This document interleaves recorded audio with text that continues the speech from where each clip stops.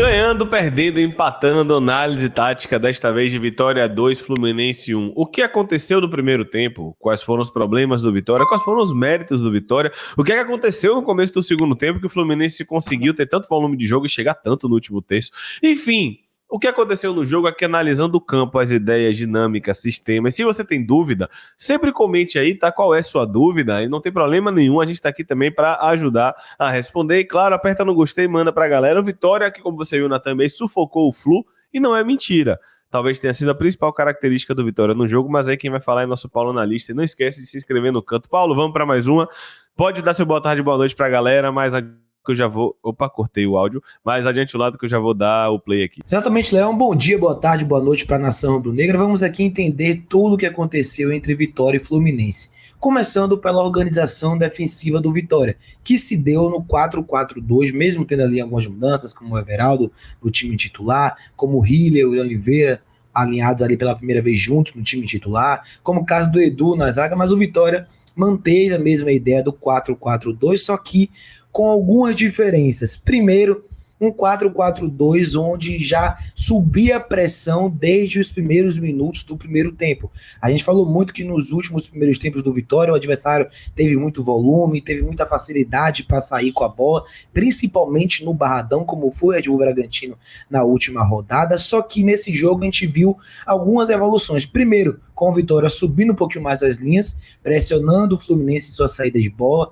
Segundo ponto de evolução, a última linha, zagueiros laterais, avançando um pouquinho mais, encurtando essa distância para a segunda linha, e com isso a gente via muita marcação cobrindo as principais linhas de passe do Fluminense na saída de bola, que é como vocês estão vendo, parecendo até uma marcação por encaixe, né, individual na saída de bola, todo mundo ali buscando um jogador para poder cobrir a linha de passe e obrigar o Fluminense a jogar para trás, posteriormente buscando um jogo longo. Aqui, só uma característica do Fluminense que a gente falou no pré-jogo e aconteceu durante a partida, era que o Fluminense é um time que baixava muitos jogadores para fazer a sua saída de bola, que gerava ali, né, um ataque funcional, algo que vinha desde o trabalho de Diniz. Só para trazer um resumo muito claro, né, do ataque funcional. Ataque funcional basicamente seria o ataque onde consiste em ter muitos jogadores na zona da bola, muitos jogadores em determinada região do campo. Não é, por exemplo, ataque posicional que distribui bem os jogadores no gramado, no 3-2-5, gente na direita, na esquerda, entre linhas, na base, atrás. Você vê que aqui o Fluminense tem muita gente de um lado da bola, e vocês vão ver que essa é uma característica muito forte do Fluminense, coisa que Mano Menezes ainda manteve, né, do trabalho de Diniz. Para que isso? Para que o Fluminense pudesse trabalhar essa posse de bola, né? Um time que sai da pressão, quebra a pressão do adversário com passes curtos, associações curtas, mas o Vitória estava fazendo um bom balanço, fechando muito bem, bloqueando essas opções, né, do Fluminense. Aqui a gente observar novamente o Vitória no 4-4-2, dessa vez em um bloco mais médio para baixo. Aqui a gente vê já a última linha até um pouco mais distante da segunda linha, e a segunda próxima, né, da primeira linha de marcação com o Alejandro e com o Mateuzinho. Aqui outra vez de observar essa dinâmica do Fluminense. Olha quantos jogadores juntos da zona da bola. Você vê que Ares é tão forte no time, que Ares, que é o ponta direita, vem por dentro. Cauã Elias, que é centroavante, vem para a esquerda. Você vê Diogo Barbosa, abre no campo, Lima, abre no campo, Ganso, baixa. Então você vê que é realmente a mobilização dos jogadores de povoarem, de pesarem a zona da bola e gerar o que muita gente chama desse ataque funcional, de uma organização desorganizada, porque você não tem ali uma distribuição tão clara, mas jogadores mais próximos de uma determinada região do campo, como é o caso do Fluminense. E aí dentro disso a gente vê, né, como os jogadores trocam de posições, como tem muita troca de passes, jogadores vão se movimentando, vão buscando ali associações curtas, Lima flutuando em muitos momentos ali no entre linhas para pegar essa bola e poder ali gerar situações de finalização. Graças a Deus, algumas finalizações muito para fora, né, da meta do goleiro. Aqui agora a gente vai observar o Fluminense numa saída em 4+2, que a gente trouxe no pré-jogo também, a saída com os dois zagueiros, laterais abertos, dois volantes alinhados e uma linha de 3 à frente. E aí Paulo Henrique Ganso era como se fosse o Coringa, o jogador que tem mais liberdade ali para vir na direita, vir na esquerda, vir no centro, vir na frente. Todos os jogadores se movimentam muito, porém Ganso é o jogador que tem mais essa liberdade de se movimentar. E aqui outra vez, o Vitória com a marcação-pressão com as linhas altas, levando o Fluminense para o lado do campo, tirando as linhas de passe e obrigando o Fluminense a fazer algo que eles não gostam muito, que é buscar o jogo longo. Explorar a bola lá na frente, ficar fazendo essa bola longa a todo custo, buscando o Cauã Elias, e era um jogo confortável para o Vitória, porque essa pressão, quando o Vitória não recuperava a bola na frente, obrigava o Flu a fazer um jogo longo. E quando obrigava o jogo a fazer um jogo longo, a gente ganhava a primeira e a segunda bola e aí impedia uma construção de jogo mais trabalhada do Fluminense. Então, é bem verdade, as principais chances do primeiro tempo foram no Fluminense, a gente vai trazer aqui no final desse vídeo, mas durante ali os 30 minutos, né, o Vitória conseguiu sim anular o Fluminense. Eu costumo falar, tem alguns determinados jogos contra determinadas equipes que a gente não vai ficar 45, 90 minutos sem sofrer. A gente vai sofrer, e a gente realmente sofreu nos dois tempos, mas também tivemos momentos, né, de conseguir inibir essa situação do Fluminense, desse jogo de posse de bola. Outra vez, olha o Fluminense tentando associar pelo lado, muitos jogadores do lado direito agora, e não conseguem trabalhar, não conseguem verticalizar. Esteves em cima da marcação, jogadores do lado da bola em cima da marcação, bola longa do Fluminense, a gente recuperava a segunda, e aí o Fluminense não saía. Então foi um Fluminense que a gente vai olhar o cabeceio de áreas, o chute de Lima, mas era um Fluminense que teve sim muitas dificuldades durante a partida para chegar, e aí teve esses 3 lances ali um pouco mais esporádicos, porém, mais do que o Vitória fez no primeiro tempo, é bem verdade, tirando o gol, e por isso passou essa sensação que o Fluminense dominou, foi muito bem, mas não, também teve muito mérito do Vitória. Aqui, novamente, triangulação, aproximação no corredor lateral, Vitória fechando muito bem. Agora a gente vai trazer os momentos que o Fluminense conseguiu crescer no jogo dentro dessa mesma metodologia, dessa mesma dinâmica de aproximações praticamente inteira, que a gente está observando 70% de jogadores de linha no lado esquerdo, ou seja, 7 dos 10 estavam bem próximos da zona da bola, todos no lado esquerdo, e através disso, vocês vão observar basicamente qual é a ideia do jogo do Fluminense, a troca de passe. Todo mundo muito próximo, quebra a pressão do Vitória, vem a situação, igual o Canalias, pisa por Lima na entrada da área, e aí o Arcanjo faz uma belíssima defesa e acaba pegando o rebote. Aqui agora a gente vai observar uma outra jogada agora em transição, onde o Fluminense recupera a bola, tem 3 jogadores próximos para já poder fazer essa transição. João Arias pega essa bola, leva para a linha de fundo, aí quando ele finaliza e o Arcanjo defende 2 tempos. E teve também o terceiro lance, que foi o João Arias, foi uma jogada de bola parada, na sobra, vem um cruzamento e Arias cabeceia na mão de Lucas Arcanjo, mas foram basicamente essas as dinâmicas do Vitória, o que funcionou do Vitória e o que não funcionou, muito também do mérito do Fluminense. Lembrando que as garrafas estão em promoção na GoCase. Se você escanear o código e usar o cupom GOLVITORIA, você tem desconto em cima do que já está por desconto. Essa daqui tá R$ 189,90 e com o meu cupom GOLVITORIA fica R$ 180, essa aqui é de 950ml. Eu acho essa garrafa linda, diga-se de passagem. E a de 650ml está R$ 169,90. Usando o cupom GOLVITORIA fica R$ 160,50. 650 essa, 950 outra. Promoção sensacional, mais de R$ 100 de desconto. Aproveite aí e compre na GoCase. E claro, tá gostando? Já vai comentando aí, vai assistindo a primeira parte da análise, comenta. Assistiu a segunda parte da análise, comenta. Então, assiste até o final que você vai comentar no final. Vou pedir pra galera comentar algo, mas é só pra quem viu até o fim. Vamos agora pra organização ofensiva do Vitória, Paulo. Bom, assim como o Fluminense teve uma ideia de jogo e dinâmicas bem claras na proposta ofensiva, o Vitória também teve. O Vitória que fazia ali muitos momentos a saída em 4+2 também, né, como o Fluminense, com os 2 volantes alinhados. Isso variava, né, para um 4-3-3 com o V invertido, quando o Mateuzinho centralizava mais e ficava os pontos abertos de Alejandro.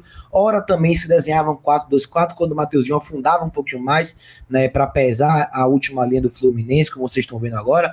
Mas a gente vai observar aqui algumas dinâmicas de jogo do Vitória que foram bastante claras e evidentes no jogo. Primeiro, a gente vê que durante todo o primeiro tempo o Vitória buscava acionar muitos jogadores abertos na linha lateral, que a gente chama de ficar aberto em amplitude, jogadores que jogam muito aberto, próximo ali é o banco de reservas. E a gente vê que a proposta do Vitória era muito clara, acionar esses jogadores que poderiam ser Mosquito ou Cássio na direita, na esquerda Everaldo ou o Lucas Esteves, ou também o Mateuzinho, gerando essa triangulação na direita, para que esse jogador abrisse a linha do Fluminense e o outro jogador do Vitória pudesse atacar as costas da última linha e gerar situações de cruzamento. A maioria das jogadas do Vitória, que você observar, foi com essa proposta. Olha, Neres, toca em Cáceres, obriga Diogo Barbosa a saltar, Mosquito ataca as costas do Diogo Barbosa no espaço para chegar na linha de fundo e gerar aqui o cruzamento. Só que a gente viu que foram muitas vezes que o Vitória chegou no último terço, porém o Fluminense fechava muito bem a área, defendia muito bem a baliza, como a gente diz, e conseguia interceptar a maioria dos cruzamentos. Olha quantas vezes o Vitória chega no último terço.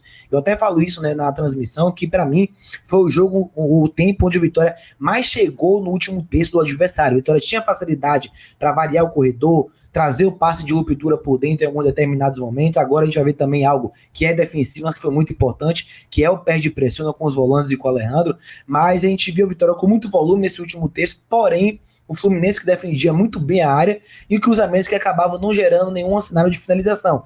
Me lembro de apenas uma de Lucas Esteves, onde Mateuzinho Cruz, Esteves chuta para fora, onde ele antecipa o John Arias, e teve o lance da bola parada do gol, né? Mas fora isso, o Vitória realmente não teve tanto susto pro goleiro Fábio. Agora a gente vai trazer uma variação para a saída em 3+1, quando o Hiller afunda entre os zagueiros para o William Oliveira ficar um pouco à frente. A gente já vê, por exemplo, um 3-1-5-1, se a gente for assim trazer com o Mosquito mais por dentro. Outra vez a dinâmica muito clara. Neres aciona quem? Jogador aberto na lateral.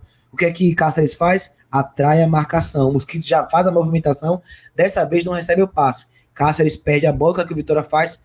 Pressão pós-perda. Já abafa a zona da bola e impede a transição do Fluminense e recupera a posse de bola novamente. Aí o Vitória tem outra possibilidade de atacar. Olha o Mosquito agora, aberto na direita, Diego Barbosa salta, Mateuzinho ataca as costas da última linha, gera a situação de cruzamento, outra vez interceptado pelo Fluminense, outra vez o perde pressão, onde Neres vai perseguir o adversário e o Vitória rouba a posse de bola mais uma vez para poder já gerar um ataque rápido, né, com o Fluminense ali ainda em um momento que está saindo e busca voltar. E aí o Vitória faz o quê? Outra situação de cruzamento. Então foi a Vitória que pisou muito no último terço, que fez ultrapassagem, que atraiu a marcação, que fez todas as dinâmicas, mas era uma Vitória que, na mesma proporção que chegava e gerava muitos cruzamentos, era um Fluminense que rebatia e cortava a maioria deles, e o Vitória que acabou errando muito, né, nessa decisão final do campo. Então isso realmente foi um ponto que a gente poderia ter sido melhor, e aqui foi o lance da falta, né? Curioso, o Matheus ele sofre a falta do primeiro gol e o pênalti, né, do segundo gol, mesmo não sendo uma das partidas mais esplendorosas dele, ainda assim foi decisivo. Agora eu vou trazer um pouco também do Fluminense, né? Enquanto o Vitória atacava, tinha um Fluminense que se defendia também no 4-4-2, né? Com o Cauã Elias ali à frente, com o Ganso no primeiro combate, Lima na esquerda, Vitor Hugo por dentro, juntamente com Martinelli e Arias na direita, e a primeira linha composta por Thiago Santos, Manuel, Samuel e Diogo Barbosa. O Fluminense que também em alguns momentos subia para pressionar o Vitória, também tinha ali algumas dinâmicas defensivas de pressionar o corredor lateral, e o Vitória teve alguns momentos que errou a saída de bola, como foi esse caso aqui. Graças a Deus não se originou numa situação mais efetiva, porque a bola acabou escapulindo um pouco do John Arias. Mas basicamente foram essas, né, as valências do Vitória com bola e sem bola, e assim também algumas dificuldades que o Vitória teve e os benefícios do Fluminense. Lembrando que eu vou postar no Story, inclusive, galera, toda a prestação de contas para a viagem, tá? Que a gente vai fazer para Joinville. A vaquinha quase bateu o preço da minha passagem, aí eu tirei do meu bolso para comprar do narrador, porque senão ficaria ainda mais caro, mas eu vou prestar contas para vocês de tudo e já agradeço. Quem ainda não comprou, melhor, quem ainda não ajudou, pode ajudar com viagensdocanto@gmail.com, é o Pix. Eu coloquei, como eu falei, cerca de R$900, R$1.000, né, do meu bolso para comprar a passagem do narrador, mas a gente já conseguiu 1.600 alguma coisa e eu paguei 1.800 na minha passagem para Joinville. Então, quem puder continuar contribuindo, até com hospedagem, alimentação, etc., vai ajudar demais, tá? Vamos agora, Paulo, para a terceira, evolução do Fluminense após a substituição. E aqui acho que é o pulo do gato, porque todo mundo viu que o Fluminense melhorou no segundo tempo.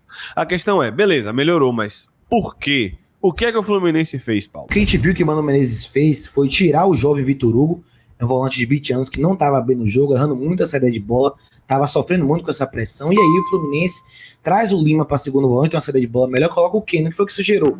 John Arias e Keno eram jogadores que podiam tanto gerar entre linhas, como também profundidade. E aí o Fluminense começou a trabalhar essa posse de bola melhor. Aqui a gente está vendo uma jogada onde o Fluminense gera 3 cenários de triangulações, aproveita muito bem esse volume de jogo com as linhas um pouco mais altas, e aí gera a finalização que acaba aí sendo desviado por muito pouco, não pega o contrapé do Arcanjo. Agora, outro cenário de um ataque um pouco mais rápido, né, de transição, né, do Fluminense, saída pelo lado esquerdo, agora jogador ali também podendo atacar um pouquinho mais o lado esquerdo do campo, chegar no último terço, gerando esse volume, né, nessa linha lateral e conseguindo ali fazer essas movimentações. Aqui o lance do gol, né? Você vê que ali Carpini já tá conversando com o Carlos Eduardo e Felipe Machado na parte inferior, né, da imagem, e aqui a gente vai observar com a câmera aberta o que aconteceu nesse gol. Observe como essa saída de bola do Fluminense e, em alguns momentos, o recuo das linhas do Vitória fez o Fluminense começar a gerar superioridade numérica. Essas triangulações geravam 3+2, em alguns momentos 2+1, como é o caso agora, né, do Vitória ali com o Ricardo Hiller, e aí o Fluminense tinha a bola descoberta e chegava no último terço para fazer situações de cruzamento. Aqui o Esteves tira a bola e aí o Ricardo Hiller acabou cometendo um erro muito grave, né? Primeiro, porque ele não precisava rebater a bola, ele não tinha pressão nenhuma, faltou ele fazer algo no futebol que a gente chama de quebrar o pescoço, que é escanear o ambiente para observar que tá sozinho, era a bola dele dominar girando para frente, aí poder fazer uma bola longa, tirar, fazer uma ação mais consciente, e aí ele não orienta o corpo, tira uma bola ali de uma forma desnecessária para entrar da área, e Martinelli acaba fazendo um gol. Mais de um Fluminense que já tinha uma saída de bola mais qualificada com Lima e com Martinelli, e de um Vitória que, quando recuou as linhas, cedeu muita superioridade numérica para o Fluminense. Mas foi um Vitória que, posteriormente a isso, conseguiu novamente subir os blocos de marcação, conseguiu novamente fazer essa saída ali, pressionando e apertando mais a saída de bola do Fluminense e obrigando o Fluminense a buscar esse jogo mais longo novamente. Olha agora como tem 3 jogadores do Vitória contra 2 jogadores do Fluminense, e aí a gente consegue recuperar a posse de bola, vem uma transição, foi a jogada que Mateuzinho aciona o Gustavo Mosquito, e aí Mosquito acaba errando ali o domínio, a condução para frente, podia ser uma jogada de gol do Vitória. No lado direito, novamente, o Vitória subindo a marcação, pressionando o Fluminense, que já começou a ter e apresentar mais dificuldades, principalmente quando o Manuel foi. Ele até acerta esse passe, mas porque estava sem pressão. Então, quando o Manuel vai para a esquerda, essa pressão no lado direito funciona melhor. E aqui, para mim, é o principal lance dentro do segundo tempo. Carlos Eduardo salta em Samuel Xavier, obriga ele a jogar para trás. Carlos Eduardo depois salta em Ignacio, obriga Ignacio a jogar para trás. Posteriormente, ele salta em Fábio, obriga a Fábio a jogar um toque pro lado direito. Quando ele joga pro lado melhor, pro lado esquerdo. Quando ele salta pro lado esquerdo, pressiona e rouba a bola em Manuel. Então foram 4 jogadores que Carlos Eduardo conseguiu pressionar, roubar a bola para que o lance do pênalti pudesse acontecer. Então, ele teve o mérito de obrigar 2 jogadores a jogar para trás, porque recebeu a pressão dele. Depois um Fábio a sair com um jogador que joga um pouco torto. E por fim recuperou a bola para a Vitória fazer o gol. Então, para mim, o principal destaque do Vitória foi essa marcação-pressão. Lembrando que você pode anunciar no Canto Rubro Negro, cantorubronegro@gmail.com. Entre em contato com a gente para você aparecer, por exemplo, como a Beach2Fly sempre aparece aqui no Canto Rubro Negro. Então, não sonhe, viaje, 719-8483-8430. Entre em contato com o Vinícius, ele vai fazer um orçamento massa para você, muita qualidade. Todo mundo que viaja gosta demais da Beach2Fly. Vamos lá, Paulo, vamos para o último vídeo, que é as variações, são as variações defensivas do Fluminense. Se tiver mais algo, você fala aí pra galera. Bom, aqui a gente vai trazer um dos motivos pelo fato de que o Vitória não conseguiu fazer um segundo tempo de tanto volume no último terço como fez no primeiro tempo. É que a gente observar que o Vitória começou a ter um pouco de dificuldade para atacar o último terço, que o Fluminense em vários momentos variava para uma linha de 5. Como vocês estão vendo agora, na outra imagem eu vou destacar de uma forma mais eficiente para vocês. E o que aqui isso ocasionava? Tinha muitos jogadores do Vitória que ficavam encaixotados na marcação. Jogadores que vinham por dentro ficavam no mano a mano, e aí muitas das vezes quem estava aberto tinha que construir por dentro e não ficava, de repente, alguns jogadores tão abertos de amplitude aí, o que isso gerava muitos passes para trás. Se o Vitória no primeiro tempo foi um time marcado por verticalizar muito, por conseguir chegar ali no último terço, no segundo tempo não tanto assim. Olha agora, o Fluminense está fazendo uma linha de 6, um 6-3-1, e o Vitória não entra. Então não consegue chegar no último terço, então não consegue furar a defesa do Fluminense, por mais que o Vitória rodasse a bola. Olha agora o efeito disso. A gente vê aqui Esteves e Carlos Eduardo na esquerda contra 4 jogadores do Fluminense. Vamos considerar até Mateuzinho, que está distante, é corredor central, não é mais corredor lateral. Mas vamos considerar ele. Ainda assim é 4-3. E o Vitória não consegue verticalizar. O Vitória não consegue mais quebrar essa marcação. E por isso que o Fluminense conseguia gerar volume ofensivo, mas também conseguir tranquilizar um pouco mais essa marcação que não teve no primeiro tempo, que permitiu muitos cruzamentos, que permitiu muita chegada no último terço e teve que corrigir dentro da área. No segundo tempo, não, já era um Fluminense que conseguia fazer com que o Vitória jogasse por fora dos blocos, com os zagueiros, com os volantes, mas pouco com os laterais. Agora a gente tá vendo o 4-4-2 do Fluminense, que variava para uma linha de 5, que também teve linha de 6 em determinados momentos. O Vitória buscando esse jogo longo, né, com o Cássio, que perceba, em vez de receber aberto sozinho, ele já recebe com o jogador em cima. Ele puxa a bola, tem outro na cobertura. Aí a gente vê a pressão pós-perda que vai, né, funcionar com o Mosquito ajudando ali na recuperação, rouba a bola, né, do Diogo Barbosa, e aí vem o sinal de cruzamento e acabou errando a tomada de decisão. Agora, mais uma vez, mostrando agora em forma de linhas o que eu trouxe na imagem anterior. Olha a linha de 5, Fluminense fazendo um 5-4-1, com o Keno baixando para fazer ali essa função, perseguindo mais o Raul Cáceres, e olha como o Vitória não consegue verticalizar. Olha como as inversões agora não são mais para jogadores livres, mas para jogadores pressionados. Aí o Vitória não chegava mais no último terço. Então, realmente, teve ali um declínio do Vitória, né, ofensivo no segundo tempo, mas também precisamos mostrar que tem um adversário do outro lado, o Mano Menezes, que mesmo muita gente criticando, fez uma excelente leitura no intervalo. Ele viu que o Vitória estava largando o campo, estava dando certo e ele gerou igualdade ou superioridade, aí o Vitória não chegava mais. Depois teve transição, teve contra-ataque para o Vitória começar a chegar com um pouquinho mais de frequência, começar a chegar com um pouquinho mais, né, de qualidade e tal, mas ainda assim também não foi uma produção tão grande assim. E o Fluminense também, por sua vez, manteve a pressão com linhas altas em alguns momentos, quando o Marcelo entra também, o Cano, jogadores começaram a combater um pouquinho mais também ali, e aí o Fluminense que passou a recuperar essa posse de bola através da segunda bola do Vitória. Se você assistiu até aqui, comente, tem alguma dúvida? Comente também, deixe aí nos comentários, Vitória 2, Atlético Paranaense 1, me diga o que você achou da análise, se você tem alguma dúvida com relação a isso, e claro, aperta no gostei e manda pra geral, afinal de contas é conteúdo exclusivo aqui do Canto, tá? Tamo junto, um oferecimento mais uma vez da Volt Sport, tamo junto, acesse a loja Sonego, garanta a sua camisa da Volt, tem novidade na Volt, tá? Volt Lifestyle, vou colocar no Instagram, @Canto Rubro Negro também, dê uma olhada que vai ter um cupom bacana pra você. É isso, Paulo, mais um vídeo por aqui, tamo junto, galera, é nóis, um abraço. Desse lado aqui, nossa transmissão ó, de Vitória Atlético Paranaense, direto da Liga Arena, estaremos lá, conto com a audiência de vocês como sempre, tamo junto, um abraço, valeu, fui.